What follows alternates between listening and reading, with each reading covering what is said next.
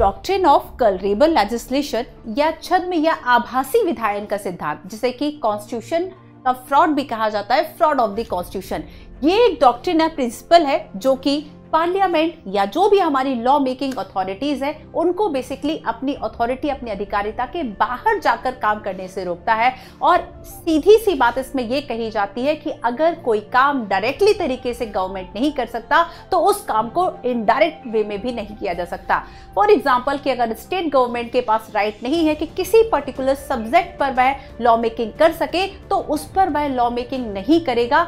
Indirect तरीके से अगर वह करेगा तो सुप्रीम कोर्ट उसे अनकॉन्स्टिट्यूशनल बता सकता है। तो ये कलरेबल लेजिस्लेशन की थ्योरी है।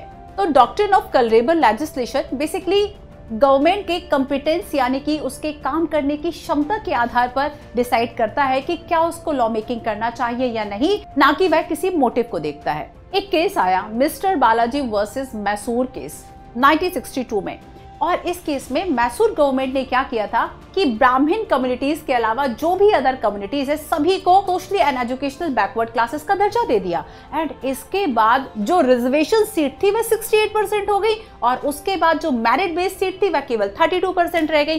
तब ऐसे में सुप्रीम कोर्ट ऑफ इंडिया ने इस लॉ को doctrine of colourable legislation, fraud of the constitution के आधार पर इनवैलिड घोषित कर दिया। कहा कि ये जो मैसूर गवर्नमेंट का लॉ है बेसिकली ये कॉन्स्टिट्यूशन के फंडामेंटल राइट आर्टिकल 15 क्लॉज 4 का वायलेशन करता है, जो कि इक्वल अपॉर्चुनिटीज की डिमांड करता है।